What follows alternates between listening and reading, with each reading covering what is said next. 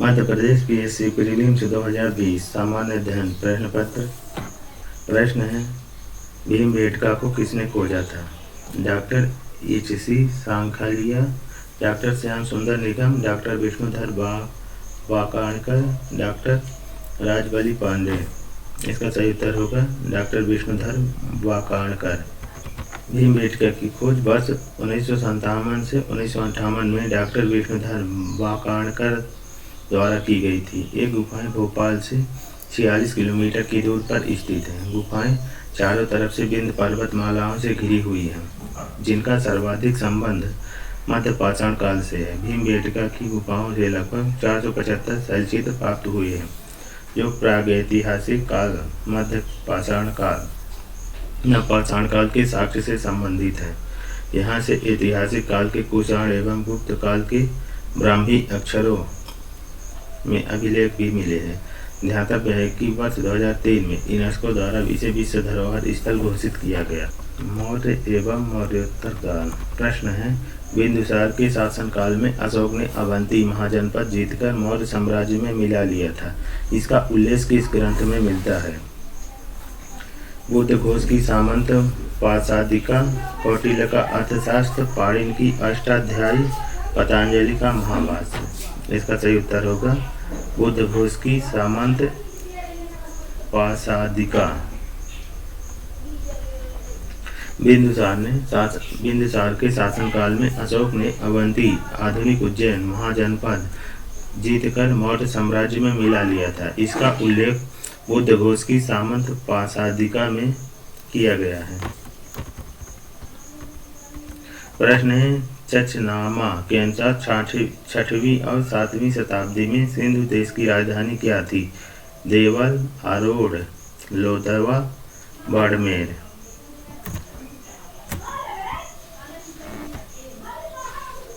इसका सही उत्तर होगा चचनामा के अनुसार 6वीं और 7वीं शताब्दी में सिंधु राज्य की राजधानी अरोड़ थी।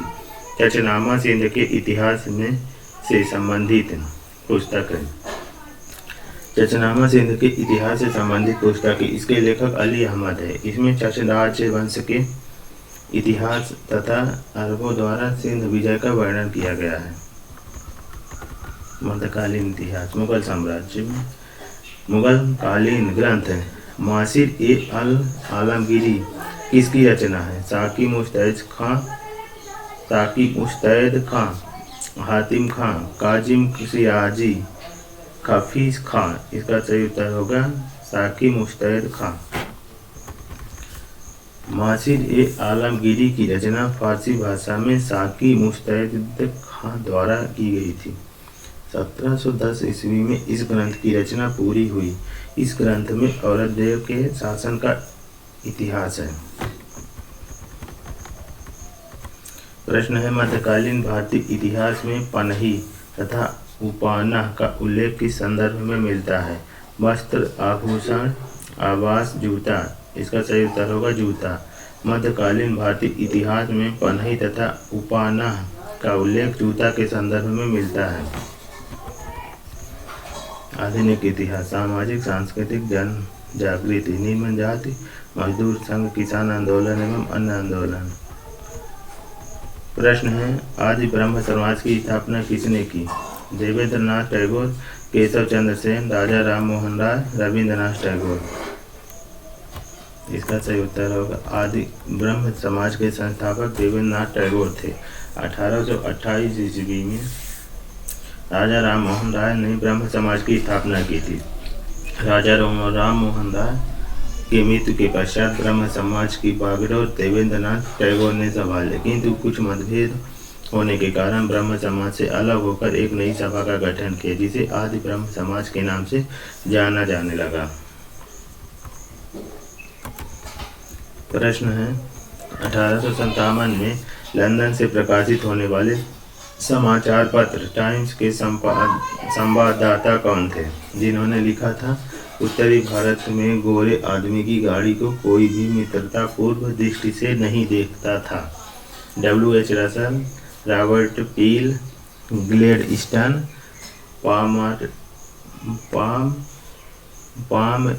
Palm eastern, palm eastern. इसका सही उत्तर होगा W.H. रसल।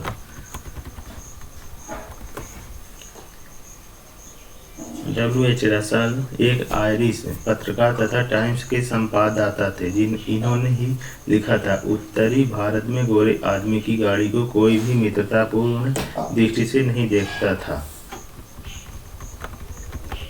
प्रश्न है, 19वीं शताब्दी के मध्य में भारतीय राष्ट्रवाद भ्रूण व्यवस्था में था। इस तथ्य को मानने वाले इतिहासकार थे डॉक्टर R.C. मजूमदार और doctor S.N. Sen, sir James Outram और W. Taylor, T.R. होम्स और L.E.R. Reach, sir John Lawrence और सीले।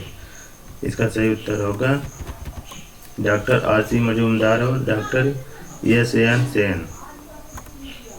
19वीं शताब्दी के मध्य में भारतीय राष्ट्रवाद पूर्णावस्था में था।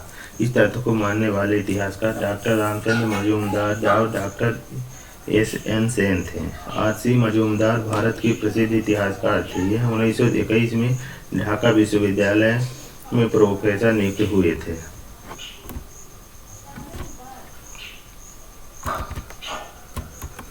भारत का भूगोल, भौतिक संरचना, अपवाह तंत्र, मानव भूगोल।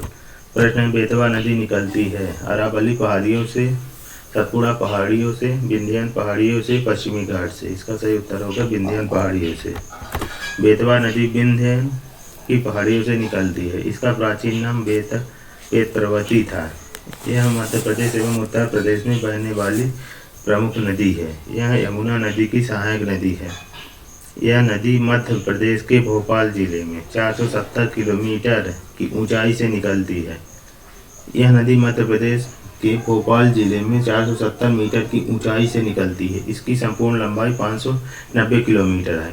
हमीरपुर के निकट यमुना में मिल जाती है। प्रश्न है, चंबल नहर सिंचाई परियोजना संबंधित है सिंध बेसिन से, गंगा बेसिन से, यमुना बेसिन से, ताप्ती बेसिन से। इसका सही उत्तर होगा यमुना बेसिन से। चंबल नहर सिंचाई परियोजना यमुना बेसिन से संबंधित है। इसके अंतर्गत चंबल पर 3 प्रमुख बांध बनाए गए हैं जो निम्नलिखित हैं। गांधी सागर मध्य प्रदेश, राणा प्रताप सागर राजस्थान, जवाहर सागर राजस्थान। मानसून वन सिंचाई मिट्टी सिंचाई परियोजना कृषि। प्रश्न है, इसमें निम्नलिखित 2 कथन दिए गए हैं। एक को अभिकथन ए तथा दूसरे को कारण आर कहा गया है। दिए गए कूट से सही उत्तर का चयन कीजिए। अभिकथन ए, पंजाब, हरियाणा, उत्तर प्रदेश भारत के प्रमुख गेहूं उत्पादक राज्य हैं। कारण आर है, अपवाहित उर्वर भूमि, शीतकाल में 10 डिग्री से 15 डिग्री सेल्सियस तापमान एवं लगभग 75 सेंटीमीटर औसत वार्षिक वर्षा गेहूं के उत्पादन के लिए आवश्यक है। कूट है, इसमें ए एवं आर दोनों सही है तथा आर ए की सही व्याख्या है। ए एवं आर दोनों सही है परंतु आर ए की सही व्याख्या नहीं है। ए सही है परंतु आर गलत है। ए एवं आर दोनों गलत है। इसका सही उत्तर होगा ए एवं आर दोनों सही है तथा आर ए की सही व्याख्या है। पंजाब, हरियाणा, उत्तर प्रदेश भारत के प्रमुख गेहूं उत्पादक राज्य हैं क्योंकि गेहूं मुख्यतः एक ठंडी एवं शुष्क जलवायु की फसल है। अतः बोने के समय 10 डिग्री सेल्सियस से 15 डिग्री सेल्सियस तक तथा पकने के समय 20 डिग्री सेल्सियस से 25 डिग्री सेल्सियस का तापमान उत्तम माना जाता है। वर्ष 2020-21 के आंकड़ों के अनुसार भारत में गेहूं उत्पादक 3 प्रमुख राज्य इस प्रकार हैं: उत्तर प्रदेश, मध्य प्रदेश, पंजाब। प्रश्न है, भारत के किस राज्य में सागौन के वन का क्षेत्र सर्वाधिक है? झारखंड, आंध्र प्रदेश, उत्तराखंड, मध्य प्रदेश। इसका सही उत्तर होगा मध्य प्रदेश।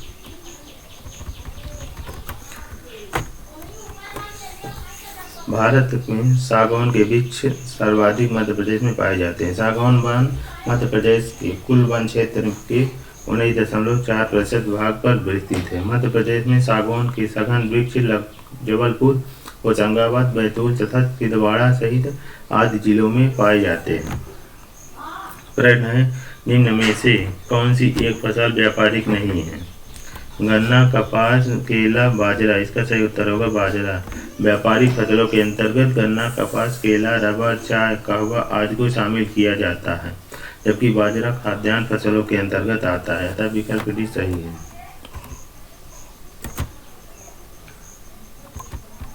खनिज शक्ति संसाधन एवं उद्योग व व्यापार। प्रश्न है, आधात्विक खनिज है संगमरमर, मैग्नीज, चांदी, सीसा। इसका सही उत्तर होगा संगमरमर। संगमरमर एक आधात्विक खनिज है। इसके अतिरिक्त दिए गए विकल्प में मैग्नीज, चांदी तथा सीसा धात्विक खनिज है। अधात्विक खनिज रासायनिक तत्वों का एक विशेष समूह है जिसके पिघलने पर कोई नया उत्पाद उत्पन्न नहीं होता है, जैसे रेत, संगमरमर, चूना पत्थर आदि। प्रश्न है, भारत के निम्नलिखित में से किन राज्यों में पवन ऊर्जा के विकास की संभावनाएं अधिक है? उत्तर प्रदेश एवं पंजाब, बिहार एवं झारखंड, तमिलनाडु एवं गुजरात, राजस्थान एवं उड़ीसा। इसका सही उत्तर होगा सी, तमिलनाडु एवं गुजरात। तमिलनाडु एवं गुजरात राज्यों में पवन ऊर्जा के विकास की संभावनाएं अधिक है, क्योंकि ये दोनों भारत के समुद्र तटीय राज्य हैं जहां समुद्री पवनों का सर्वाधिक प्रभाव पाया जाता है। 31 मार्च 2021 की स्थिति के अनुसार भारत के 3 प्रमुख पवन ऊर्जा उत्पादक राज्य निम्नलिखित हैं। Tamil Nadu 9608.04 megawatt, Gujarat 8561.82 megawatt, Maharashtra 5000.3 megawatt. प्रश्न है, उर्वरक उद्योग के लिए कौन सा कच्चा माल नहीं है? Naphtha, gypsum, sulphur, caustic soda. इसका सही उत्तर होगा डी, कास्टिक सोडा। उर्वरक उद्योग के लिए कच्चा माल के रूप में नेफ्था, जिप्सम, सल्फर का उपयोग होता है, जबकि कास्टिक सोडा यानी सोडियम हाइड्रॉक्साइड NaOH एक बहु उपयोगी पदार्थ है जिसका उपयोग कई रोजमर्रा के उत्पादों जैसे कागज, एल्युमिनियम और साबुन के निर्माण के लिए उपयोग होता है।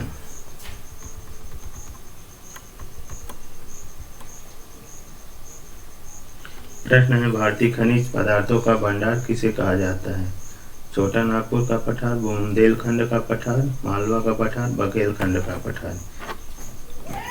इसका सही उत्तर होगा भारतीय खनिज पदार्थों का भंडार छोटा नागपुर के पठार को कहा जाता है। यह पठार मध्य उच्च भूमि का भाग है जो पश्चिम बंगाल राज्य के पुरुलिया तथा झारखंड राज्य के पलामू, धनबाद, सिंहभूम, हजारीबाग, संस्थाल परगना व रांची जिले के 87,239 वर्ग किलोमीटर क्षेत्र पर विस्तृत है। प्रश्न है, जवाहर सागर जल विद्युत परियोजना किस नदी पर स्थित है? नर्मदा, चंबल, ताप्ती, माही। इसका सही उत्तर होगा बी, चंबल। जवाहर सागर जल विद्युत परियोजना चंबल नदी पर स्थित है। यह नदी यमुना की दाएं ओर से मिलने वाली सहायक नदी है। जवाहर सागर जल विद्युत परियोजना का निर्माण चंबल घाटी विकास योजना के तीसरे चरण में किया गया। इसमें 33 मेगावाट की 3 इकाइयां हैं। वर्तमान में इस विद्युत स्टेशन का संचालन और रखरखाव राजस्थान राज्य विद्युत उत्पादन निगम लिमिटेड द्वारा किया जाता है। प्रश्न है, मध्य प्रदेश का पन्ना जिला किस खनिज के लिए प्रसिद्ध है? मैग्नीज, संगमरमर, अभ्रक, हीरा। इसका सही उत्तर होगा हीरा।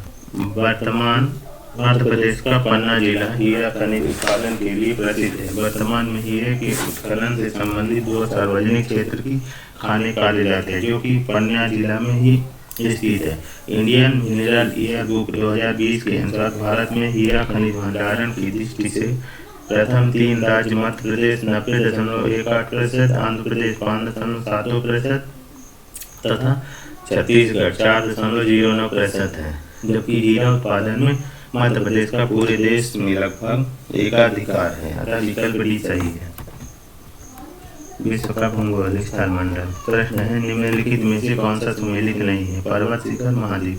किलिमंजारो अफ्रीका, माउंट मैकिनले उत्तरी अमेरिका, एल्ब्रूस एशिया, एकांकागुआ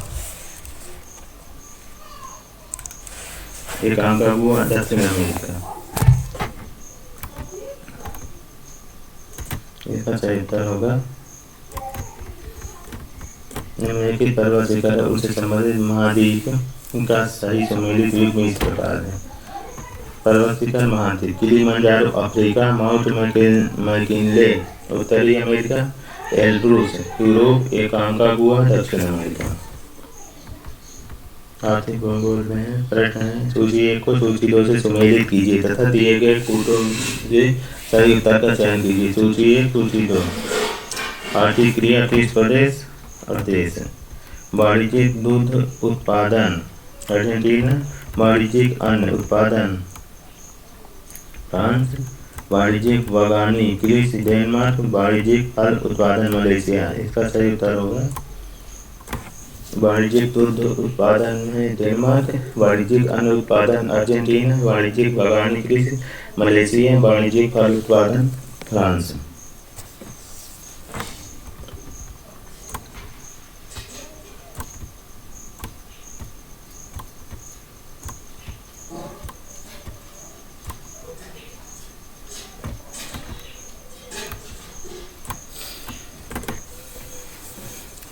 मानव भूगोल एवं मानचित्रावली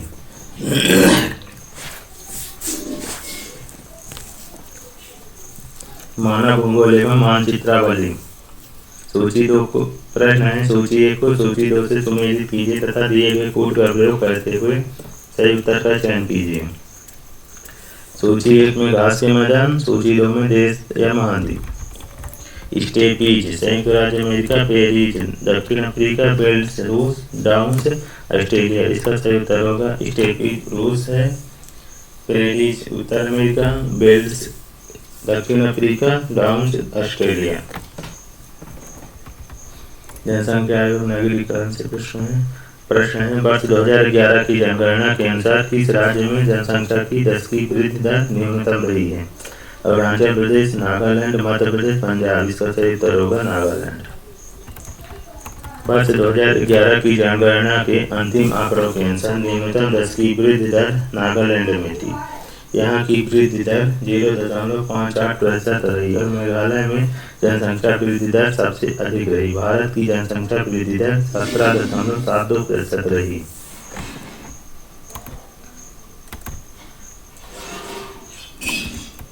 भारतीय संविधान एवं राज्य व्यवस्था। भारत का संवैधानिक विकास प्रश्न है इसके अंतर्गत भारत शासन अधिनियम 1919 के अंतर्गत भारतीय विधायिका का अंतिम निर्वाचन किस वर्ष में आयोजित किया गया था? 1930, 1934, 1945, 1947। इसका सही उत्तर होगा 1945। भारत शासन अधिनियम 1919 के अंतर्गत भारतीय विधायिका का अंतिम निर्वाचन 1945 में हुआ था। प्रश्न है संविधान सभा के प्रथम मनोनीत उप सभापति कौन थे? T Krishnamachari, VT. Krishnamachari, HC. Mukherjee, Frank Anthony. इसका सही उत्तर होगा फ्रैंक एंथोनी। संविधान सभा की प्रथम बैठक 9 दिसंबर 1946 को हुई। इसके अस्थायी सभापति डॉक्टर सच्चिदानंद सिन्हा चुने गए। सच्चिदानंद सिन्हा के आग्रह पर फ्रैंक एंथोनी को प्रथम उप सभापति मनोनीत किया गया था। एच.सी. मुखर्जी तथा वी.टी. कृष्णामाचारी संविधान सभा के निर्वाचित उपाध्यक्ष थे। प्रस्तावना संघ, राज्य, क्षेत्र, नागरिकता, मूल अधिकार, मूल कर्तव्य, राज्य के नीति निर्देशक तत्व। इसमें प्रश्न है भारत के संविधान का अनुच्छेद 24 जोखिमपूर्ण कार्यों से संबंधित कारखानों में बालकों के नियोजन को निषेध करता है। ऐसा निषेध है पूर्ण निषेध, आंशिक निषेध, युक्त निषेध, नैतिक निषेध। इसका सही उत्तर होगा पूर्ण निषेध। 14 वर्ष से कम आयु के किसी बालक को किसी कारखाने या खान में काम करने के लिए नियोजित नहीं किया जाएगा या किसी अन्य परिसंकटमय नियोजन में नहीं लगाया जाएगा। अतः पूर्ण निषेध है। इसका उल्लेखनीय भारतीय संविधान में भाग 3 मूल अधिकार के अनुच्छेद 24 में किया गया है।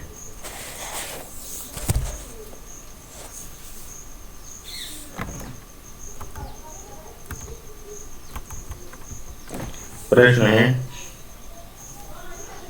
1956 के राज्य पुनर्गठन अधिनियम द्वारा कितने राज्य और संघीय क्षेत्रों की स्थापना की गई? 14 राज्य 6 संघीय क्षेत्र, 18 राज्य 9 संघीय क्षेत्र, 22 राज्य 8 संघीय क्षेत्र, 21 राज्य 7 संघीय क्षेत्र। इसका सही उत्तर होगा 14 राज्य 6 संघीय क्षेत्र।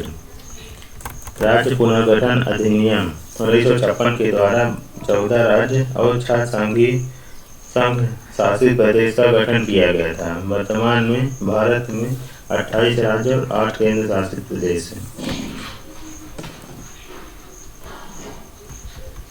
संसदीय व्यवस्था केंद्र सरकार। प्रश्न निम्नलिखित में से कौन सी अभिव्यक्ति भारत के संविधान के अनुच्छेद 108 के अंतर्गत दोनों सदनों की संयुक्त बैठक आयोजित करने की सूचना के संबंध में उचित है? राष्ट्रपति का आशय, राष्ट्रपति का निर्देश, राष्ट्रपति का विवेक, राष्ट्रपति की सहमति। इसका सही उत्तर होगा राष्ट्रपति का आशय। संविधान के अनुच्छेद 108 के अनुसार यदि किसी विषय पर दोनों सदनों में गतिरोध उत्पन्न हो जाता है तो राष्ट्रपति द्वारा दोनों सदनों का संयुक्त अधिवेशन बुलाने का प्रावधान है। यह राष्ट्रपति के आशय से संबंधित है। संयुक्त अधिवेशन की अध्यक्षता लोकसभा अध्यक्ष द्वारा किया जाता है। संसद के दोनों सदनों का संयुक्त अधिवेशन साधारण विधेयक के संबंध में बुलाया जाता है। राज्य सरकार, स्टेट गवर्नमेंट। प्रश्न है भारतीय संविधान की 7वीं अनुसूची की किस सूची एवं प्रविष्टि का संबंध राज्य के विधानमंडल के निर्वाचन से है? सूची 1 प्रविष्टि 72, सूची 2 प्रविष्टि 27, सूची 2 प्रविष्टि 37, सूची 3 प्रविष्टि 32। इसका सही उत्तर होगा संविधान की 7वीं अनुसूची के सूची 1 प्रविष्टि 72 में संसद के लिए तथा राज्य विधानमंडलों के लिए एवं राष्ट्रपति और उपराष्ट्रपति के पदों के लिए निर्वाचन आयोग द्वारा किया जाएगा। एवं सूची 2 के प्रविष्टि 37 में संसद द्वारा बनाई गई किसी विधि के उपबंधों के अधीन रहते हुए राज्य विधानमंडल के लिए निर्वाचन का प्रावधान किया गया है। अतः विकल्प ए और बी दोनों सही है। न्याय व्यवस्था केंद्र एवं राज्य। प्रश्न है भारत के सर्वोच्च न्यायालय में निम्नलिखित में से किस प्रकार के न्यायाधीशों की नियुक्ति की जा सकती है? तदर्थ न्यायाधीश, अतिरिक्त न्यायाधीश। पूछ है इसमें एक सही है 2 गलत है, एक गलत है और 2 सही है। 1 और 2 दोनों सही है, 1 और 2 दोनों गलत है। इसका सही उत्तर होगा ए नंबर। 1 सही है और 2 गलत है। भारत के सर्वोच्च न्यायालय के तदर्थ न्यायाधीश की व्यवस्था अनुच्छेद 127 के अंतर्गत की गई है।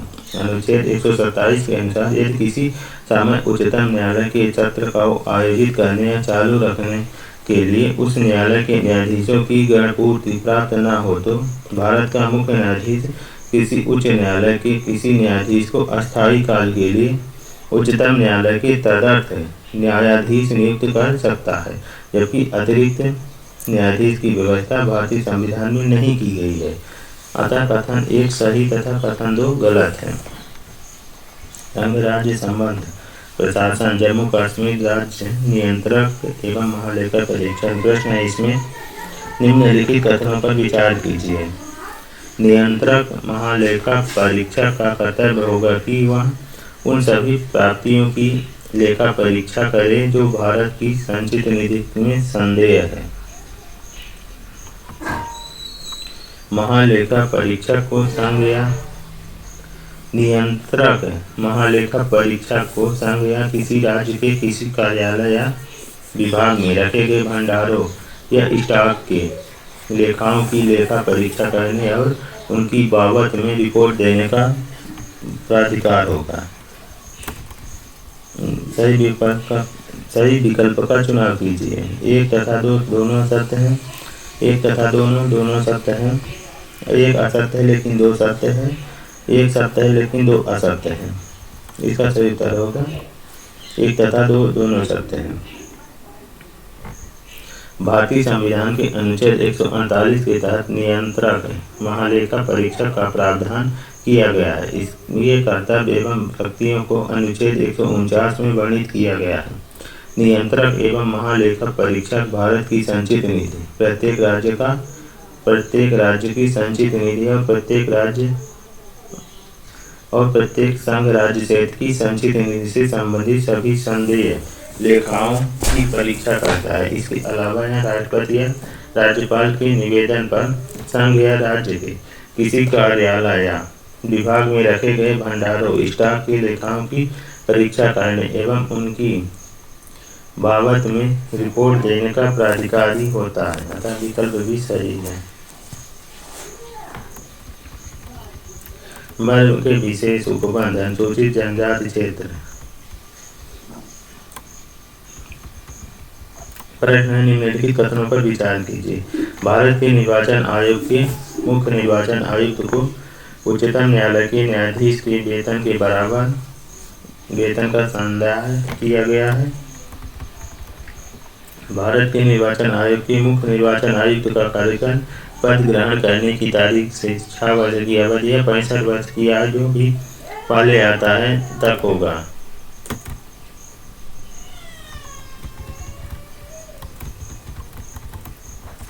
एक चुनाव आयुक्त किसी भी समय मुख्य चुनाव आयुक्त को संबोधित स्वहस्ताक्षरित लेख द्वारा अपना पद त्याग दे सकता है। सही कथन का चुनाव कीजिए। 1 तथा 2, 2 तथा 3, 1 तथा 3, केवल 3। इसका सही उत्तर होगा 1 तथा 2। भारत निर्वाचन आयोग का उल्लेख भारतीय संविधान के अनुच्छेद 324 में किया गया है। मुख्य निर्वाचन आयुक्त और अन्य निर्वाचन आयुक्तों की नियुक्ति राष्ट्रपति द्वारा की जाती है। इनका कार्यकाल 6 वर्ष या 65 वर्ष की आयु जो भी पहले हो तक होता है। इन्हें भारत के सर्वोच्च न्यायालय के न्यायाधीशों के समकक्ष दर्जा प्राप्त होता है और समान वेतन एवं भत्ते मिलते हैं। मुख्य चुनाव आयुक्त एवं अन्य चुनाव आयुक्त किसी भी समय राष्ट्रपति को संबोधित कर अपना त्याग पत्र दे सकते हैं। अतः कथन 1 और कथन 2 सही है, जबकि कथन 3 गलत है। संवैधानिक एवं गैर संवैधानिक अन्य आयोग राजभाषा। प्रश्न है 2 या अधिक राज्यों के लिए एक संयुक्त राज्य लोक सेवा आयोग की स्थापना की जा सकती है यदि संबंधित राज्य इस संबंध में करार करते हैं। संसद विधि द्वारा संयुक्त राज्य लोक सेवा आयोग नियुक्त करता है। ए तथा 2B दोनों उपरोक्त में से कोई नहीं। इसका सही उत्तर होगा सी, ए तथा बी दोनों। संयुक्त राज्य लोक सेवा आयोग भारतीय संविधान के अनुच्छेद 315 के अनुसार 2 या 2 से अधिक राज्यों की आपसी सहमति से राज्यों के कुछ समूह के लिए एक लोक सेवा आयोग का गठन किया जा सकता है। संसद कानून द्वारा संयुक्त राज्य लोक सेवा आयोग की नियुक्ति का प्रावधान कर सकती है। इस प्रकार के प्रावधान को प्रत्येक राज्य विधानमंडल के प्रत्येक सदन द्वारा पारित किया जाना आवश्यक होगा।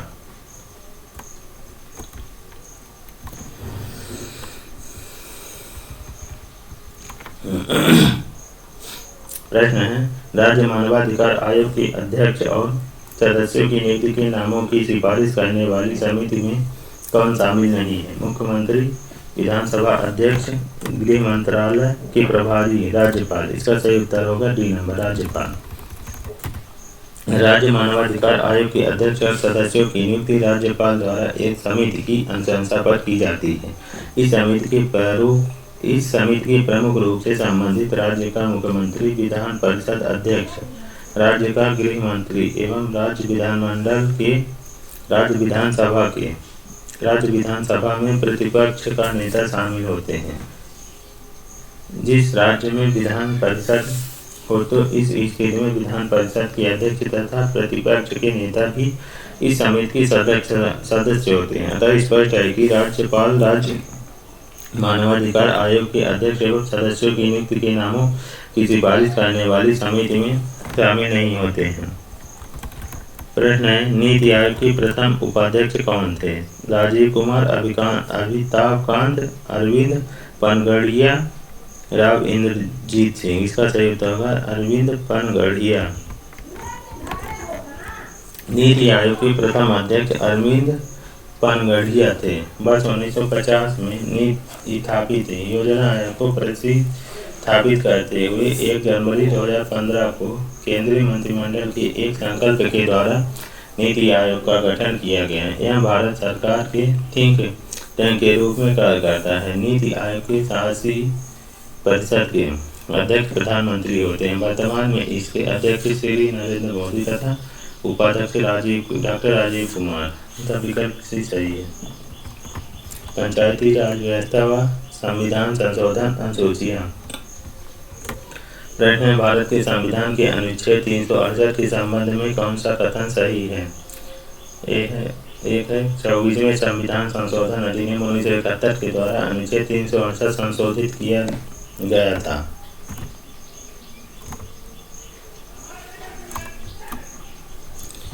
2 है 101वें संविधान संशोधन अधिनियम 2016 के द्वारा अनुच्छेद 368 संशोधित किया गया था। कूट है, 1 सही है एवं 2 गलत है। 1 गलत है एवं 2 सही है। 1 एवं 2 दोनों सही है। 1 एवं 2 दोनों गलत है। इसका सही उत्तर होगा 1 एवं 2 दोनों सही है। भारतीय संविधान में 24वां संशोधन अधिनियम 1971 यह संशोधन गोलकनाथ के मामले में उत्पन्न स्थिति के संदर्भ में पारित हुआ। इस अधिनियम द्वारा मूल अधिकारों सहित संविधान में संशोधन करने के संसद के अधिकारों के बारे में सभी प्रकार के संदेहों को दूर करने के लिए अनुच्छेद 13 एवं अनुच्छेद 368 में संशोधन किया गया। 101वां संविधान संशोधन अधिनियम 2016 का संबंध जीएसटी से है। इस अधिनियम के द्वारा अनुच्छेद 248, 249, 250, 268, 270, 271, 286, 366, 368 तथा 6ठी एवं 7वीं अनुसूची में संशोधन किया गया तथा 3 नए अनुच्छेद 246 ए, 269 ए, 279 ए जोड़े गए, जबकि अनुच्छेद 268 समाप्त कर दिया गया। प्रश्न है, आपदा प्रबंधन एक्ट बनाया गया था 2004, 2003, 2005, 2009। इसका सही उत्तर होगा सी नंबर 2005।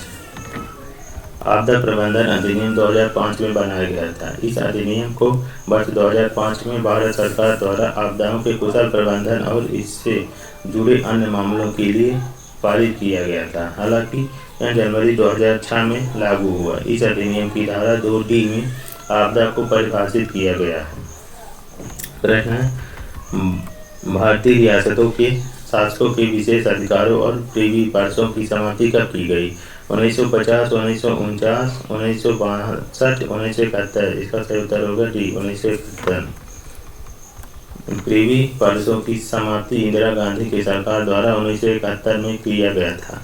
यह व्यवस्था सरदार पटेल द्वारा प्रारंभ की गई एक ऐसी व्यवस्था थी जिसमें एक भुगतान जो शाही परिवारों को भारत के साथ विलय पर हस्ताक्षर करने पर दिया जाता था। यह व्यवस्था इतनी महत्वपूर्ण थी कि इसे अनुच्छेद 291 एवं 362 के अंतर्गत संविधान में स्थान प्राप्त हुआ था। उल्लेखनीय है कि 26वें संविधान संशोधन द्वारा इस अनुच्छेद को निरस्त कर दिया गया।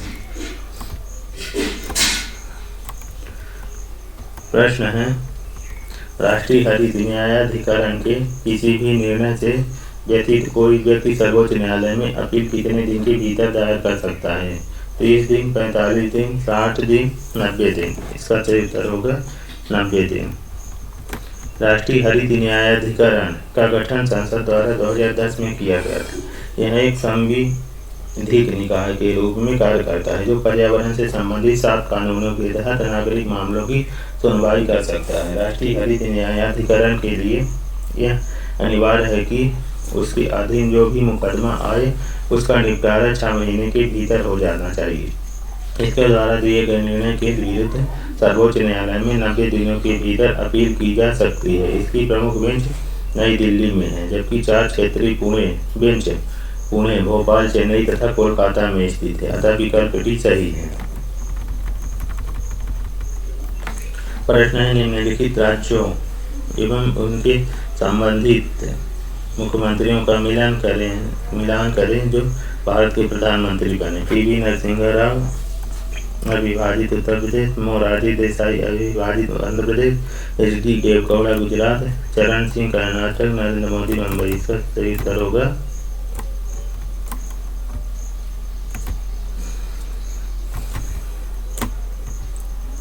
प्रश्नगत दिए गए राज्यों एवं उनसे संबंधित मुख्यमंत्रियों का सही मिलान इस प्रकार: PV नरसिम्हा राव अविभाजित आंध्र प्रदेश, मोरारजी देसाई बम्बई, HD देवगौड़ा कर्नाटक, चौधरी चरण सिंह अविभाजित उत्तर प्रदेश, नरेंद्र मोदी गुजरात।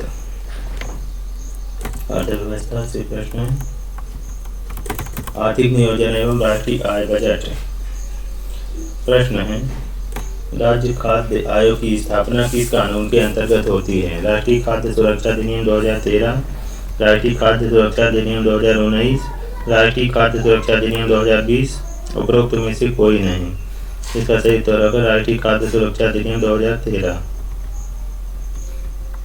राज्य खाद्य आयोग की स्थापना राष्ट्रीय खाद्य सुरक्षा अधिनियम 2013 के अंतर्गत होती है। राज्य खाद्य आयोग का मुख्य कार्य राष्ट्रीय खाद्य सुरक्षा अधिनियम 2013 के कार्यान्वयन की देखरेख करना तथा उसका पुनर्विलोकन करना है। राज्य खाद्य आयोग में एक अध्यक्ष, 5 अन्य सदस्य तथा एक सदस्य सचिव शामिल होंगे। इनके सहयोग के लिए प्रशासनिक और तकनीकी स्टाफ होता है। अतः विकल्प ए सही है। कृषि उद्योग एवं व्यापार। प्रश्न है, निम्नलिखित में से कौन सा एक सुमेलित नहीं है? आंसी राष्ट्रीय उद्यान कर्नाटक, बालफक्रम राष्ट्रीय उद्यान मेघालय, चंद्रोली राष्ट्रीय उद्यान गुजरात, हेमिस राष्ट्रीय उद्यान लद्दाख। इसका सही उत्तर होगा सही सुमेल है। आंसी राष्ट्रीय उद्यान कर्नाटक में है, बालफक्रम राष्ट्रीय उद्यान मेघालय में, चंद्रोली राष्ट्रीय उद्यान महाराष्ट्र में, हेमिस राष्ट्रीय उद्यान लद्दाख में। अतः विकल्प सी सही सुमेलित। प्रश्न है, निम्नलिखित में से कौन सा केंद्रीय सार्वजनिक क्षेत्र का उपक्रम CPSE भारत सरकार के लोक उद्यम विभाग द्वारा सूचीबद्ध जनवरी 2020 महारत्न की श्रेणी में नहीं आता है? Bharat heavy electricals limited, coal India limited, Indian oil corporation limited, oil India limited. इसका सही उत्तर होगा ऑयल इंडिया लिमिटेड। जनवरी 2020 की स्थिति के अनुसार केंद्रीय सार्वजनिक क्षेत्र का उपक्रम CPSE ऑयल इंडिया लिमिटेड एक नवरत्न महाकंपनी है। अतः यह महारत्न की श्रेणी में सूचीबद्ध नहीं है। भारत सरकार के लोक उद्यम विभाग द्वारा सूचीबद्ध महारत्न कंपनियों की संख्या 11 है, जो निम्नलिखित है: Bharat heavy electricals limited, Bharat petroleum corporation limited, coal India limited, GAIL limited, Hindustan petroleum corporation limited, Indian oil corporation limited, NTPC limited, oil and natural gas limited, power grid corporation of India, steel authority of India limited. 12 अक्टूबर 2021 को power finance corporation limited को नवरत्न से निकालकर 11वीं महारत्न company का दर्जा प्रदान किया गया। अतः अब नवरत्न दर्जा प्राप्त कंपनियों की संख्या 13 रह गई। मुद्रा बैंकिंग एवं कर प्रणाली, केंद्रीय राज्य वित्तीय संबंध।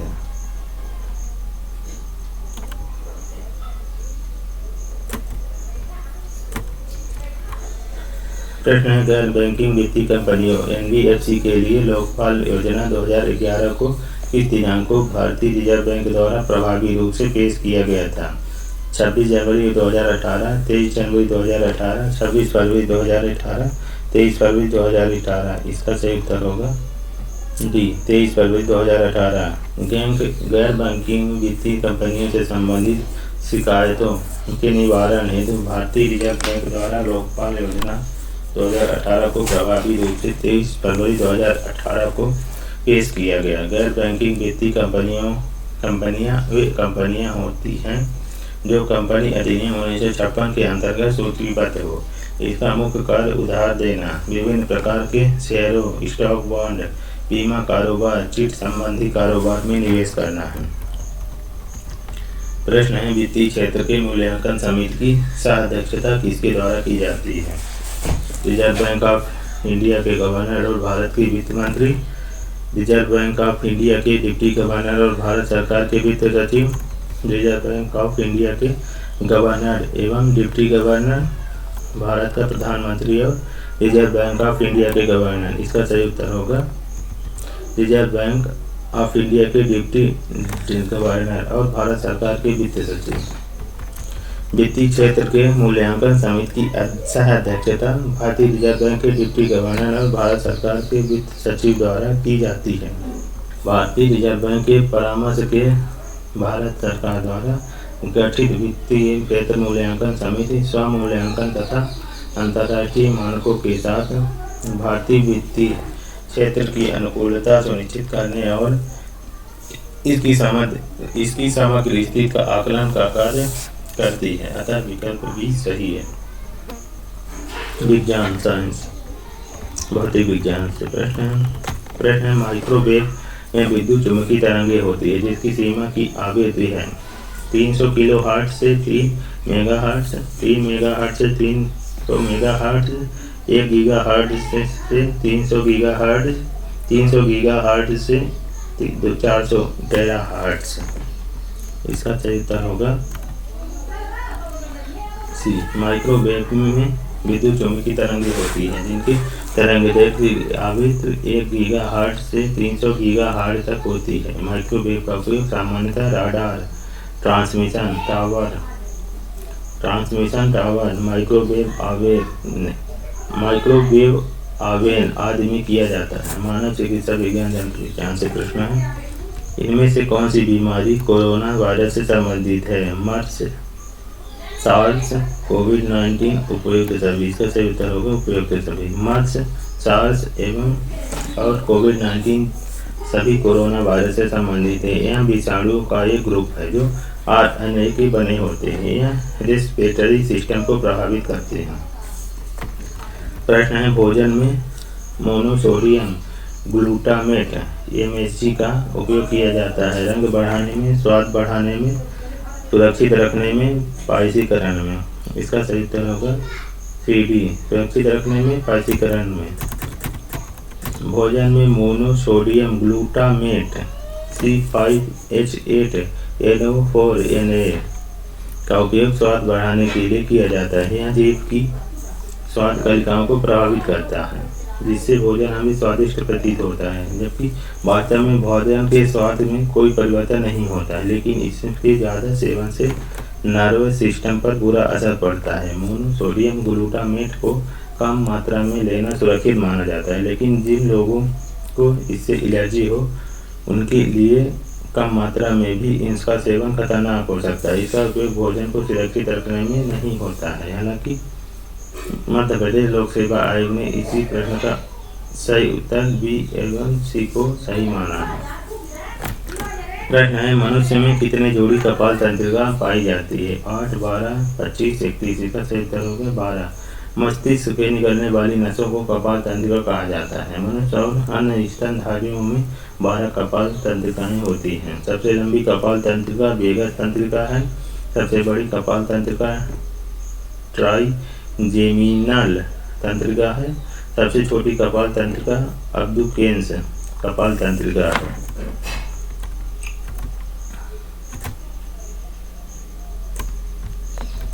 प्रश्न कंप्यूटर से है ब्लोफिश एक प्रकार का है समन्वित encryption algorithm, hashing algorithm, digital हस्ताक्षर एल्गोरिदम, असममित एन्क्रिप्शन एल्गोरिथम। इसका सही उत्तर होगा सममित एन्क्रिप्शन एल्गोरिथम। इसका आकार 64 बिट का होता है। ब्लोफिश एक प्रकार सममित एन्क्रिप्शन एल्गोरिदम है। इसे ब्रूस श्रेयर द्वारा 1993 में डिजाइन किया गया था और कई सिफर सूट और एन्क्रिप्शन उत्पादों में शामिल किया गया था। इसका आकार 64 बिट का होता है। सममित एल्गोरिथम क्रिप्टोग्राफी में निर्देशों का एक सेट है जो डेटा को इनक्रिप्ट और डिक्रिप्ट करने के लिए एक कुंजी का उपयोग करता है। यह एन्क्रिप्शन का सबसे सरल प्रकार है जिसमें जानकारी को समझने के लिए केवल एक गुप्त कुंजी शामिल होती है। प्रश्न है XML का पूरा नाम है example markup language, extensible markup language, x markup language, extra modern link. इसका सही उत्तर होगा एक्सटेंसिबल मार्कअप लैंग्वेज। XML का पूरा नाम एक्सटेंसिबल मार्कअप लैंग्वेज है। यह एक टेक्स्ट आधारित मार्कअप भाषा है जो मानक सामान्यीकृत मार्कअप लैंग्वेज HTML से ली गई है। XML टैग डेटा की पहचान करते हैं और डेटा को प्रदर्शित करने के लिए उपयोग किए जोन वाले HTML टैग्स की तरह इसे कैसे प्रदर्शित किया जाए यह निर्दिष्ट करने के बजाय डेटा को स्टोर और अभिव्यक्त करने के लिए उपयोग किया जाता है। प्रश्न है एक प्रकार की माध्यमिक मेमोरी कौन सी नहीं है? Solid state drive, hard disk, random access memory, pen drive. इसका सही उत्तर होगा random access memory. Random access memory प्राथमिक मेमोरी होती है, जबकि solid state drive, hard disk और USB पेन ड्राइव यह सब द्वितीयक मेमोरी सेकेंडरी मेमोरी होती है। प्रश्न है IPv6 प्रोटोकॉल IP पते को परिभाषित करता है। 32 बिट, 64 बिट, 128 बिट, 256 बिट। इसका सही उत्तर होगा 128 bit. IPv6 internet protocol version 6 है। 128 बिट IP पते को परिभाषित करता है। IPv6 और IPv4 में मुख्यतः अंतर यह है कि IPv6 के IP पते को 32 से बढ़ाकर 128 बिट तक के लिए बढ़ा दिया गया है। इंटरनेट प्रोटोकॉल का इस्तेमाल विभिन्न नेटवर्कों पर कार्य करने वाले कंप्यूटरों की पहचान और स्थिति का पता लगाने का एक नियमों का समूह है। विज्ञान प्रौद्योगिकी से प्रश्न है रोबोटिक्स के संदर्भ में पूमा क्या है? Programmable used machine to assemble, programmed utility machine for assembly, programmable universal machine for assembly, programmed utility machine to assemble. इसका सही उत्तर होगा programmable universal machine for assembly. Robotics के संदर्भ में पूमा का अर्थ programmable universal machine for assembly है। प्रश्न है किस संगठन ने व्योमित्र नाम के भारतीय रोबोट को विकसित किया? CDAC Pune, ISRO, TIFR, DRDO। इसका सही उत्तर होगा इसरो द्वारा यह व्योमित्र भारत के भारतीय रोबोट को विकसित किया गया है। यहाँ एक अर्धमानव का प्रोटोटाइप महिला रोबोट है। व्योमित्र यंत्रों के प्राप्त सूचनाओं का आकलन अध्ययन करने तत्पश्चात इन सूचनाओं पर अपने स्पीकर और सेंसर के माध्यम से बहुत ही कम समय में सटीक प्रतिक्रिया देने में सक्षम है। इसरो का पूर्ण नाम भारतीय अंतरिक्ष अनुसंधान संगठन है। इसकी स्थापना 15 अगस्त 1969 ईस्वी में कर्नाटक के बंगलौर में किया गया था। प्रश्न है जेनेटिक कोड की विशिष्ट विशेषताएं हैं। यह प्रायः सार्वत्रिक होता है। यह 3 न्यूक्लियोटाइड क्षारकों का बना होता है जो 20 अमीनो अम्लों के संगत होते हैं।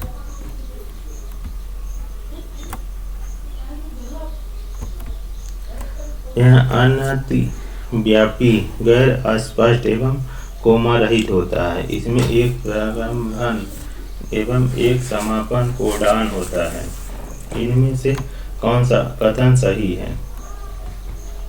केवल 1, 2 और 4, 1, 2 और 4, 1, 3 और 4, 1, 2 और 3 उपरोक्त सभी। इसका सही उत्तर होगा उपरोक्त सभी।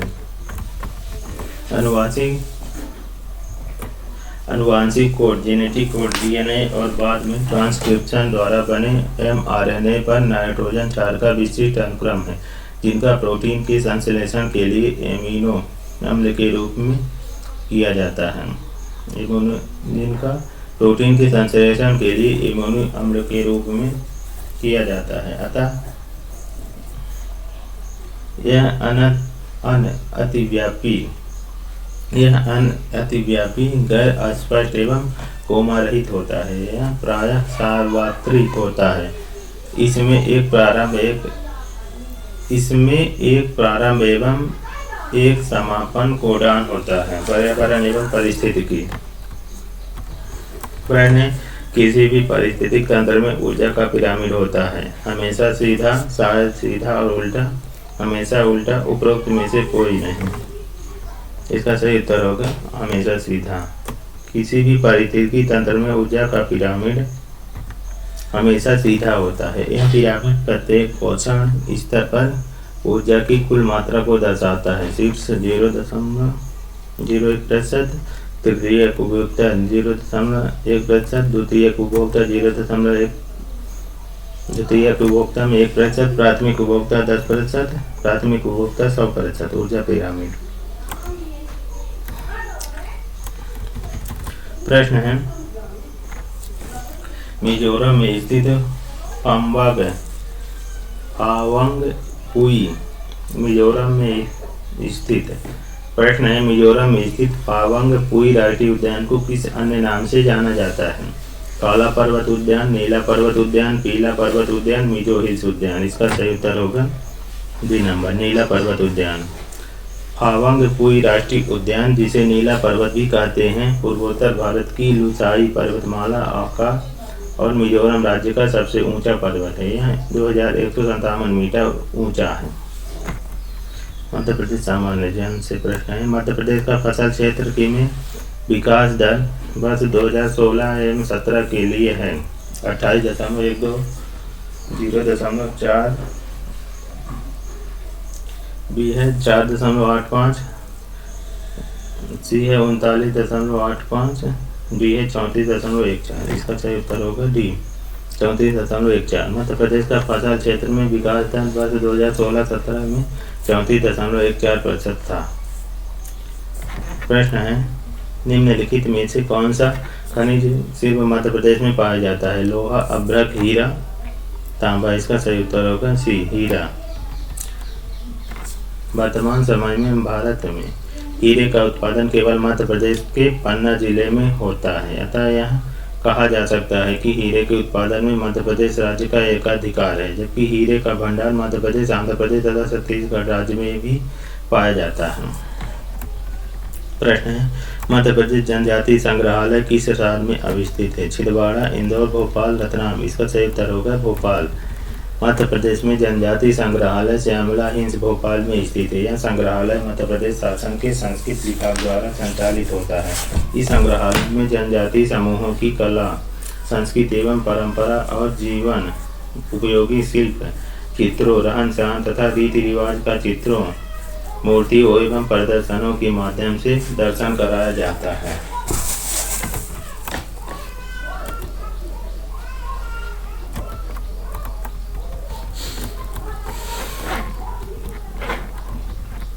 प्रश्न है: आकांक्षा योजना संबंधित है अनुसूचित जनजाति छात्रों को प्रतिस्पर्धात्मक परीक्षाओं हेतु कोचिंग देने से, अनुसूचित जनजाति छात्रों को खेल हेतु कोचिंग देने से, अनुसूचित जनजाति छात्रों में उद्यमिता बढ़ाने हेतु, उपरोक्त में से कोई नहीं। इसका सही उत्तर होगा अनुसूचित जनजाति छात्रों को प्रतिस्पर्धात्मक परीक्षाओं हेतु कोचिंग देने से। आकांक्षा योजना अनुसूचित जनजाति क्षेत्रों छात्रों को प्रतिस्पर्धात्मक परीक्षाओं हेतु कोचिंग देने से संबंधित है। यह योजना मध्य प्रदेश शासन जनजाति विभाग द्वारा संचालित की जाती है। इसमें कक्षा 11 एवं 12 की छात्राओं को जेईई, नीट, एम्स, क्लेट आदि की तैयारी के लिए कोचिंग दी जाती है। प्रश्न है: 2011 की जनगणना के अनुसार मध्य प्रदेश के किस जिले में सर्वाधिक लिंग अनुपात है? मंडला, बालाघाट, धार, इंदौर। इसका सही उत्तर होगा बी बालाघाट। वर्ष 2011 की जनगणना के अनुसार मध्य प्रदेश का सर्वाधिक लिंग अनुपात बालाघाट का है। जिला लिंग अनुपात बालाघाट 1021, सर्वाधिक भिंड 837 न्यूनतम, मंडला 1008, धार 964, इंदौर 928।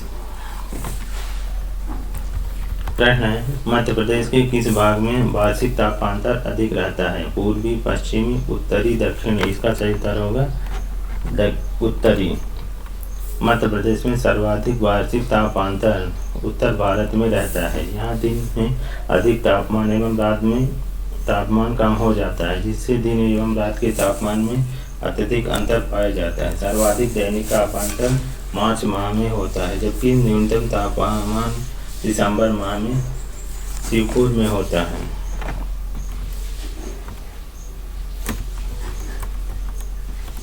प्रश्न है मध्य प्रदेश में ग्रीष्म ऋतु में औसत तापमान बढ़ता है। उत्तर से दक्षिण की ओर, पूर्व से पश्चिम की ओर, दक्षिण से उत्तर की ओर, पश्चिम से पूर्व की ओर? इसका सही उत्तर होगा दक्षिण से उत्तर की ओर। मध्य प्रदेश में ग्रीष्म ऋतु में औसत तापमान दक्षिण से उत्तर की ओर बढ़ता है। राज्य में मई माह में सर्वाधिक तापमान खजुराहो में और निम्नतम तापमान पचमढ़ी में अंकित किया जाता है। प्रश्न है मध्य प्रदेश में नगर पालिकाओं में अनुसूचित जनजातीय हुए स्थानों के आरक्षण का प्रावधान भारत के संविधान में निम्नलिखित में से किस अनुच्छेद के अंतर्गत किया गया है? 243 एन 243 धा 1, 243 दा 1, 243 पा 1? इसका सही उत्तर होगा 243 ना 1। मध्य प्रदेश में नगर पालिकाओं में अनुसूचित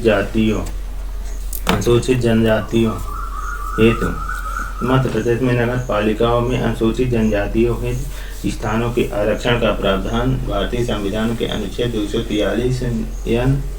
243 ना 1 के अंतर्गत किया गया है, जबकि अनुच्छेद 243 धा में वार्ड समितियों आदि का गठन संबंधी और संरचना संबंधी प्रावधान है। अनुच्छेद 243 धा में नगर पालिकाओं की संरचना तथा अनुच्छेद 243 पा में नगर पालिकाओं की अवधि का प्रावधान किया गया है। प्रश्न है मध्य प्रदेश में कुल वनों के कितने प्रतिशत भाग पर सागौन के वृक्ष पाए जाते हैं? लगभग 15%, लगभग 20%, लगभग 25%, लगभग 30%? इसका सही उत्तर होगा लगभग 20%। सागौन मध्य प्रदेश के कुल वन क्षेत्र के 19.4% भाग पर पाए जाते हैं।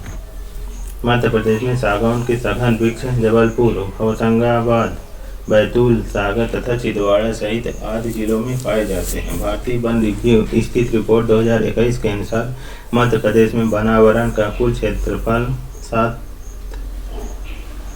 77,493 वर्ग किलोमीटर है, जो कि राज्य के कुल क्षेत्र का 25.14% है। प्रश्न है मध्य प्रदेश के निम्नलिखित राज्यपालों में से कौन हरियाणा के मुख्यमंत्री रहे हैं?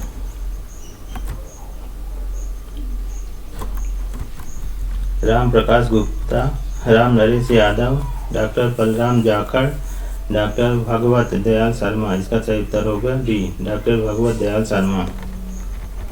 डॉक्टर भगवत दयाल शर्मा हरियाणा के प्रथम मुख्यमंत्री थे। डॉक्टर भगवत दयाल शर्मा 23 सितंबर 1977 को उड़ीसा के राज्यपाल बनाए गए थे। इसके बाद वे 1980 से 1984 तक मध्य प्रदेश राज्य के भी राज्यपाल रहे। प्रश्न है मध्य प्रदेश के निम्नलिखित मुख्यमंत्रियों में से कौन मध्य प्रदेश विधानसभा में नेता प्रतिपक्ष के पद पर नहीं रहे हैं? दिग्विजय सिंह, मोतीलाल वोरा, वीरेंद्र कुमार सकलेचा, श्यामाचरण शुक्ला? सही उत्तर का चयन नीचे दिए गए कूट में से कीजिए। कूट है केवल 1 और 2 सही है, केवल 2 और 3 सही है, केवल 1 और 4 सही है, केवल 2 और 4 सही है। इसका सही उत्तर होगा 1 और 2 सही है। दिग्विजय सिंह एवं मोतीलाल वोरा ये मध्य प्रदेश के मुख्यमंत्री तो थे, पर ये मध्य प्रदेश विधानसभा में कभी भी नेता प्रतिपक्ष के पद पर नहीं रहे हैं। प्रश्न है मध्य प्रदेश विधानसभा की कार्यवाही का क्रम चुने। निधन संबंधी उल्लेख, राज्यपाल का अभिभाषण, शपथ या प्रतिज्ञान, मंत्रियों का परिचय? इसका सही उत्तर होगा मध्य प्रदेश विधानसभा की कार्यवाही का सही क्रम इस प्रकार से है: शपथ या प्रतिज्ञान, राज्यपाल का अभिभाषण, मंत्रियों का परिचय, निबंध, निधन संबंधी उल्लेख। प्रश्न है मध्य प्रदेश उच्च न्यायालय के निम्नलिखित मुख्य न्यायमूर्तियों में से कौन भारत के उच्चतम न्यायालय में न्यायाधीश नहीं रहे हैं? न्यायमूर्ति ए.के. पटनायक, न्यायमूर्ति आर.वी. रविंद्रन, न्यायमूर्ति एस.के. झा, न्यायमूर्ति ए.के. माथुर। इसका सही उत्तर होगा न्यायमूर्ति एस.के. झा। न्यायमूर्ति एस.के. झा मध्य प्रदेश के उच्च न्यायालय में सन 1989 से 1993 तक न्यायमूर्ति के तौर पर रहे। इन्होंने कभी उच्चतम न्यायालय में अपनी सेवाएं नहीं दी। प्रश्न है, किसी प्रावधान के अंतर्गत मध्य प्रदेश लोक सेवा आयोग का गठन किया गया? राज्य पुनर्गठन अधिनियम 1956 की धारा 118(2), राज्य पुनर्गठन अधिनियम 1956 की धारा 118(3), राज्य पुनर्गठन अधिनियम 1956 की धारा 118(1), राज्य पुनर्गठन अधिनियम 1956 की धारा 116(4). इसका सही उत्तर होगा राज्य पुनर्गठन अधिनियम 1956 की धारा 118(3). राज्य पुनर्गठन अधिनियम 1956 की धारा 118(3) में के अंतर्गत मध्य प्रदेश लोक सेवा आयोग का गठन किया गया है। ध्यातव्य है कि मध्य प्रदेश लोक सेवा आयोग के पहले अध्यक्ष डी.बी. रेंगे थे। यह इंदौर में स्थित है। प्रश्न है, राष्ट्रीय कवि बैरागी का वास्तविक नाम क्या था? जुगल दास, बालकिशन दास, टीकम दास, नंदराम दास। इसका सही उत्तर होगा डी। राष्ट्रीय कवि बैरागी का वास्तविक नाम नंदराम दास था। इनका जन्म नीमच जिले की मानसा तहसील के रामपुरा गांव में हुआ था। इनकी मृत्यु 13 मई 2018 को हो गई। ये वर्ष 1984 से 89 तक लोक सेवा के सदस्य भी रहे थे। प्रश्न है, सात सागर, नव नारायण एवं 84 महादेव की परिक्रमा मध्य प्रदेश के किस नगर में संपन्न होती है? अमरकंटक, चित्रकूट, ओंकारेश्वर, उज्जैन। इसका सही उत्तर होगा उज्जैन। सात सागर, नव नारायण एवं 84 महादेव की परिक्रमा उज्जैन में संपन्न होती है। यहाँ 12 वर्ष में सिंहस्थ महाकुंभ का मेला आयोजन होता है। प्रश्न है, राजा भोज के किस कवि ने जैन धर्म अपना लिया था? ग्रंथपाल, राजपाल, महिपाल, धनपाल। इसका सही उत्तर होगा धनपाल। राजा भोज के कवि धनपाल ने जैन धर्म अपना लिया था। राजा भोज ने धनपाल को कवीश्वर एवं सिद्ध सारस्वत जैसे 2 उपाधियों से अलंकित किया था। धनपाल पहले जैन धर्म का विरोधी था। प्रश्न है, विश्व प्रसिद्ध पर्यटन स्थल सांची का प्राचीन नाम यह भी था? काकड़म, बेत्रवती, वेशनगरी, दसपुर। इसका सही उत्तर होगा काकड़ाम। सांची का प्राचीन नाम काकड़ाम भी था। यह भोपाल से 46 किलोमीटर दूर रायसेन जिले में स्थित है। सांची एक धार्मिक एवं ऐतिहासिक स्थल है। सांची में कई स्तूप हैं जो एक पहाड़ी चोटी पर बनाए गए हैं।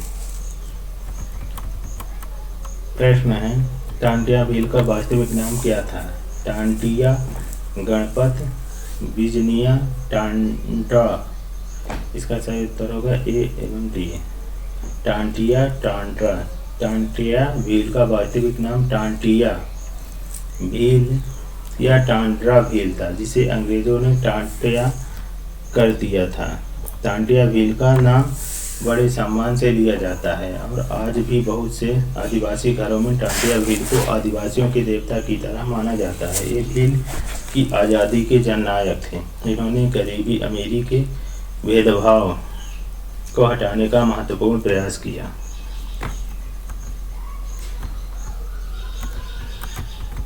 प्रश्न, मध्य प्रदेश राज्य निर्वाचन आयोग का गठन किया गया?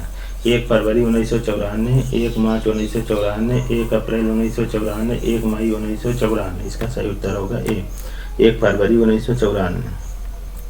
मध्य प्रदेश राज्य निर्वाचन आयोग का गठन सामान्य प्रशासन विभाग की अधिसूचना द्वारा दिनांक 1 फरवरी 1994 को किया गया। प्रश्न है, पद्मश्री भूरी बाई किस लिए प्रसिद्ध है? चित्रकारी, संगीत, नृत्य, लेखन। इसका सही उत्तर होगा चित्रकारी। भूरीबाई चित्रकारी के लिए प्रसिद्ध है। भूरीबाई मध्य प्रदेश में झाबुआ जिले के पिटोल की रहने वाली है। इन्हें वर्ष 2021 में पद्मश्री से सम्मानित किया गया है। ये चित्रकारी के लिए कागज और कैनवास का प्रयोग करने वाली प्रथम भील कलाकार हैं। प्रश्न है, कैलाश सत्यार्थी का जन्म मध्य प्रदेश के किस जिले में हुआ? भोपाल, सीहोर, इंदौर, विदिशा। इसका सही उत्तर होगा विदिशा। कैलाश सत्यार्थी का जन्म मध्य प्रदेश के विदिशा जिले में हुआ था। यह एक भारतीय बाल अधिकार कार्यकर्ता और बाल श्रम के विरुद्ध पक्षधर हैं। इन्होंने बचपन बचाओ आंदोलन की स्थापना की। इन्हें वर्ष 2014 में शांति का नोबेल पुरस्कार भी मिल चुका है। उन्हें यह पुरस्कार संयुक्त रूप में मलाला यूसुफजई के साथ मिला था। प्रश्न है, 750 मेगावाट का solar power plant Madhya Pradesh के किस जिले में स्थित है? सतना, रीवा, मंडला, नीमच। इसका सही उत्तर होगा रीवा। 750 मेगावाट का solar power plant Madhya Pradesh के रीवा जिले में स्थित है। यह एशिया का पहला सौर ऊर्जा संयंत्र है। यहाँ पर 250 मेगावाट के 3 प्लांट हैं। उल्लेखनीय है कि यह प्रोजेक्ट प्रत्येक वर्ष लगभग 15 लाख टन कार्बन डाइऑक्साइड के बराबर कार्बन उत्सर्जन को कम करेगी।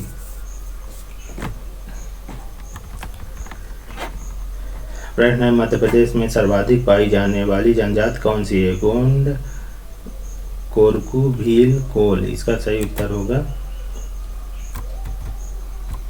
भारत में सर्वाधिक अनुसूचित जनजाति मध्य प्रदेश में पाई जाती है। मध्य प्रदेश की कुल जनसंख्या का 21.1% अनुसूचित जनजाति है। मध्य प्रदेश में इन 21.1% अनुसूचित जनजाति संख्या में 39.1% जनसंख्या भील की पाई जाती है, जो कि सबसे ज़्यादा है। उल्लेखनीय है कि भील 2011 की जनगणना के अनुसार भारत की सबसे बड़ी जनजाति है। प्रश्न है, भोपाल राज्य के मूल संस्थापक कौन थे? दोस्त मोहम्मद खां, नवाब हमीदुल्ला खां, नर मोहम्मद खां, यासीर मोहम्मद खां। इसका सही उत्तर होगा दोस्त मोहम्मद खां। भोपाल राज्य की स्थापना 1724 में अफगान सरदार दोस्त मोहम्मद खां द्वारा की गई थी। दोस्त मोहम्मद खां मुगल सेना का एक कमांडर था, जो कि मंगलगढ़, भोपाल शहर के उत्तर में तैनात था। इन्होंने 1723 ईस्वी से लेकर 1728 ईस्वी तक भोपाल राज्य पर शासन किया। अतः विकल्प डी सही है।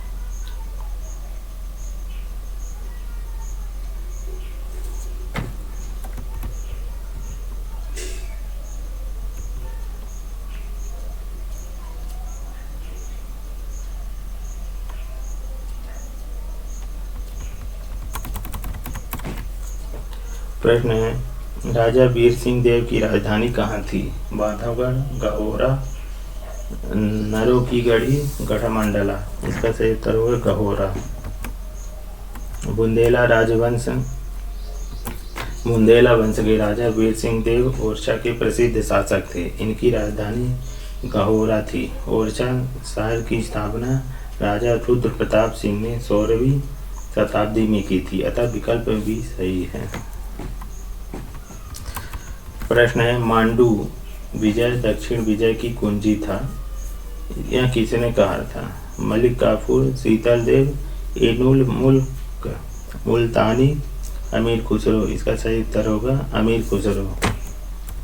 मांडू विजय दक्षिण विजय की कुंजी है, यह अमीर खुसरो का कथन है। धार जिले में स्थित मांडू अनेक हिंदू और मुस्लिम शासकों की कार्यस्थली रहा है। यहाँ के प्रमुख दर्शनीय स्थल जहाज महल, रूपमती महल, हिंडोला महल, चंपा बावड़ी, असरफी महल, नीलकंठ मंदिर, हाथी महल आदि।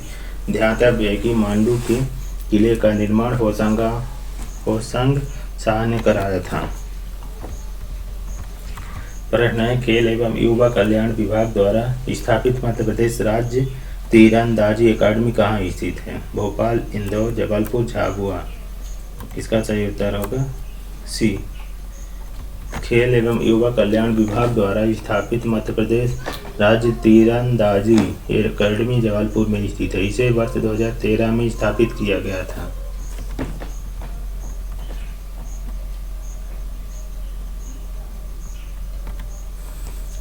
प्रश्न है, मध्य प्रदेश शासन द्वारा खेल प्रशिक्षकों को प्रदत्त किया जाने वाला निम्न में से कौन सा पुरस्कार सर्वोच्च है? द्रोणाचार्य पुरस्कार, विक्रम पुरस्कार, एकलव्य पुरस्कार, विश्वामित्र पुरस्कार। इसका सही उत्तर होगा विश्वामित्र पुरस्कार। मध्य प्रदेश सरकार द्वारा खेल प्रशिक्षकों को प्रदान किया जाने वाला सर्वोच्च पुरस्कार विश्वामित्र पुरस्कार है। यह पुरस्कार ऐसे प्रशिक्षकों को दिया जाता है जिसके कम से कम 2 खिलाड़ी पिछले 5 वर्षों में कम से कम 2 बार राष्ट्रीय अंतर्राष्ट्रीय स्पर्धा में 2 स्वर्ण, 4 रजत एवं 6 कांस्य पदक जीते हों। पुरस्कार राशि 1 लाख रुपए, ब्लेजर तथा प्रमाण पत्र दिया जाता है। प्रश्न है, मध्य प्रदेश की प्रमुख फसल है चावल, गेहूं, मक्का, बाजरा। इसका सही उत्तर होगा गेहूं। मध्य प्रदेश की प्रमुख फसल गेहूं है। गेहूं के उत्पादन 2020-21 के में मध्य प्रदेश का उत्तर प्रदेश के बाद देश में दूसरा स्थान है, जो कि देश के कुल गेहूं उत्पादन का 16.08 हिस्सा अकेले उत्पादित करता है। मध्य प्रदेश के 6.55 मिलियन हेक्टेयर भूमि पर गेहूं की कृषि की जाती है। इसी प्रकार समस्त खाद्यान्न उत्पादन में मध्य प्रदेश दूसरे स्थान पर, जबकि सोयाबीन के उत्पादन में पहले स्थान पर है। तब विकल्प भी सही है। करंट से प्रश्न है, भारत ने किस देश के साथ नीली अर्थव्यवस्था, समुद्री संसाधन पर सतत विकास हेतु साझेदारी के लिए टास्क फोर्स का निर्माण किया है? Switzerland, Norway, Sweden, France. इसका सही उत्तर होगा नॉर्वे। 19 फरवरी 2020 को भारत ने नॉर्वे के साथ मिलकर नीली अर्थव्यवस्था ब्लू इकोनॉमी पर भारत नॉर्वे टास्क फोर्स स्थापित किया है, जो दोनों देशों के सतत विकास को बढ़ावा देगा। ध्यातव्य है कि इस साझेदारी का अंतिम लक्ष्य महासागर आधारित उद्योगों में स्थायी मूल्य निर्माण और रोजगार को बढ़ावा देना है। प्रश्न है, फरवरी 2021 में प्रधानमंत्री जी द्वारा किस शताब्दी समारोह की शुरुआत की गई? जालियांवाला बाग शताब्दी समारोह, असहयोग आंदोलन शताब्दी समारोह, चौरी चौरा शताब्दी समारोह, चंपारण शताब्दी समारोह। इसका सही उत्तर होगा चौरी चौरा शताब्दी समारोह। हाल ही में चौरी चौरा कांड के 100 साल पूरे होने के अवसर पर प्रधानमंत्री द्वारा चौरी चौरा शताब्दी समारोह की शुरुआत की गई, जिसके उपलक्ष्य में एक डाक टिकट जारी किया गया। चौरी चौरा उत्तर प्रदेश के गोरखपुर जिले में स्थित है। 5 फरवरी 1922 को एक हिंसक घटना घटित हुई थी, जिसमें किसानों की भीड़ ने यहां के पुलिस स्टेशन में आग लगा दी, जिसके कारण 22 पुलिस कर्मियों की मौत हो गई थी। प्रश्न है, फरवरी 2021 में किस पड़ोसी देश में सेना द्वारा तख्ता पलट किया गया? नेपाल, बांग्लादेश, श्रीलंका, म्यांमार। इसका सही उत्तर होगा म्यांमार। भारत के साथ उत्तर पूर्व में सीमा साझा करने वाला पड़ोसी देश म्यांमार में फरवरी 2021 में वहां की सेना द्वारा तख्ता पलट किया गया। वर्ष 1948 में ब्रिटिश शासन से स्वतंत्र होने के पश्चात म्यांमार में यह तीसरा तख्ता पलट है। म्यांमार के साथ 4 भारतीय राज्य अरुणाचल प्रदेश, नागालैंड, मणिपुर तथा मिजोरम अंतर्राष्ट्रीय सीमा बनाते हैं। तब विकल्प। प्रश्न है, भारत की आत्मनिर्भर समाज व्यवस्था का वर्णन करते हुए किसने कहा कि भारत की ग्राम व्यवस्था छोटे छोटे गणतंत्र हैं? चार्ल्स मेटकाफ, बर्क मिल, कानिंघम। इसका सही उत्तर होगा चार्ल्स मेटकाफ। भारत की ग्राम व्यवस्था छोटे छोटे गणतंत्र है, यह वाक्य मेटकाफ ने लिखा था जब वे भारत के कार्यवाहक गवर्नर जनरल थे। इन्हें प्रेस पर से नियंत्रण हटाने के लिए याद किया जाता है। इन्हें समाचार पत्रों का मुक्तिदाता के रूप में जाना जाता है। प्रश्न है, नीलम एवं अल्फांसो आम की नीलम एवं अल्फांसो के मध्य प्रदेश में किस संकर किस्म के फल का विकास होता है? आम्रपाली, दशहरी, रत्ना, बादामी। इसका सही उत्तर होगा रत्ना संकर नीलम एवं अल्फांसो के मध्य क्रॉस करके इस फल का विकास किया जाता है। इसके फल का इसके फल उच्च गुणवत्ता के होते हैं, डीप ऑरेंज कलर में होते हैं और पेड़ की ऊंचाई मध्यम होती है। प्रश्न है, राष्ट्रीय स्वास्थ्य मिशन की जननी सुरक्षा योजना के मुख्य उद्देश्य क्या है? माता एवं शिशु की मृत्यु दर को कम करना, आमजन को सुरक्षित शारीरिक संबंधों के लिए बढ़ावा देना, विधवा महिला को पेंशन उपलब्ध करवाना, गरीब लोगों को आश्रय उपलब्ध करवाना। इसका सही उत्तर होगा माता एवं शिशु की मृत्यु दर को कम करना। स्वास्थ्य मिशन की जननी सुरक्षा योजना का मुख्य उद्देश्य माता एवं शिशु की मृत्यु दर को कम करना, साथ ही साथ संस्थागत प्रसवों की संख्या में वृद्धि करना है। जननी सुरक्षा योजना का शुभारंभ 12 अप्रैल 2005 को किया गया था। प्रश्न है अंतर्राष्ट्रीय ओलंपिक समिति का मुख्यालय कहाँ स्थित है? Vienna, Lausanne, Geneva, Madrid. इसका सही उत्तर होगा लुसाने। अंतर्राष्ट्रीय ओलंपिक समिति का मुख्यालय लुसाने स्विट्जरलैंड में स्थित है। वर्तमान में इसके अध्यक्ष थॉमस बाच हैं। अंतर्राष्ट्रीय ओलंपिक समिति ओलंपिक खेलों की संरक्षक है और ओलंपिक आंदोलन की प्रमुख है, अतः विकल्प भी सही है। प्रश्न है, किस भारतीय महिला ने व्यक्तिगत खेल में सर्वप्रथम ओलंपिक में पदक जीता? कर्णम मल्लेश्वरी, सानिया मिर्जा, पीवी सिंधु, साइना नेहवाल। इसका सही उत्तर होगा ए, कर्णम मल्लेश्वरी। कर्णम मल्लेश्वरी भारत की महिला भारोत्तोलक है जो ओलंपिक खेलों में कांस्य पदक जीतने वाली प्रथम भारतीय महिला खिलाड़ी है। इन्होंने यह पदक सिडनी ओलंपिक 2000 में जीता था। प्रश्न है, राष्ट्रीय विषाणु विज्ञान संस्थान कहाँ स्थित है? पुणे, हैदराबाद, मुंबई, लखनऊ। इसका सही उत्तर होगा पुणे। राष्ट्रीय विषाणु विज्ञान संस्थान को रॉकफेलर फाउंडेशन यूएसए और भारतीय आयुर्विज्ञान अनुसंधान परिषद के संयुक्त प्रयासों से वर्ष 1952 में पुणे में स्थापित किया गया। इसके कार्य निम्नलिखित हैं: मनुष्यों को प्रभावित करने वाले वायरस रोगों पर अध्ययन, वायरस के प्रकोप, अलगाव और लक्षण की जांच, वायरस रोगों के बारे में लोगों को जागरूक करना।